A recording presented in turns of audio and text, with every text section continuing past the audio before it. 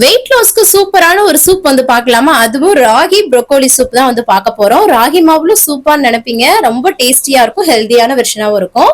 அதுக்கு ப்ரோக்கோலி சுடுதண்ணில போட்டு எடுத்து வச்சுக்கலாம். அதுக்கப்புறமா ஒரு பேன்ல பட்டர் வந்து சூடு பண்ணிக்கிறேன். அதுல வந்து பூண்டு சின்ன சின்ன பீஸா கட் பண்ணி சேர்த்துட்டு, வெங்காயம் சேர்த்துட்டு, அது கூடவே வந்து கொஞ்சம் கருவேப்பிலையும் சேர்த்திருக்கேன். அது எல்லாமே வதங்கினதுக்கு அப்புறமா கொஞ்சமா பச்சை மிளகாய் சேர்த்துட்டு அந்த ப்ரோக்கோலியை நல்லா சின்ன சின்ன பீஸா வந்து கட் பண்ணி வந்து சேர்த்துக்கிறேன். அவ்வளவுதான். ஃபர்ஸ்ட் இதை வந்து நல்லா வதக்கி விட்டுட்டு அதுக்கப்புறமா கொஞ்சமா மஞ்சத்தூள் சேர்த்து அதையும் வந்து வதக்கி விட்டுக்கலாம்.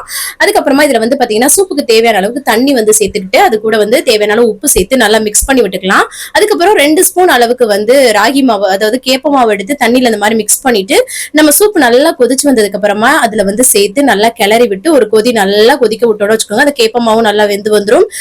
ப்ரோக்கோலி எல்லாமே சூப்பரா ரெடி ஆயிடும். அதுல வந்து பாத்தீங்கன்னா கடைசியா நல்ல மிளகுத்தூள் வந்து சேர்த்துட்டு கொத்தமல்லி தழை தூவி சர்வ் பண்ணோம்னா செம்ம டேஸ்டியா இருக்கும். கண்டிப்பா ட்ரை பண்ணி பாருங்க. பிடிச்சிருந்தா லைக் அண்ட் சப்ஸ்கிரைப் பண்ணுங்க. தேங்க்ஸ் ஃபார் வாட்சிங் ஃப்ரெண்ட்ஸ். பை.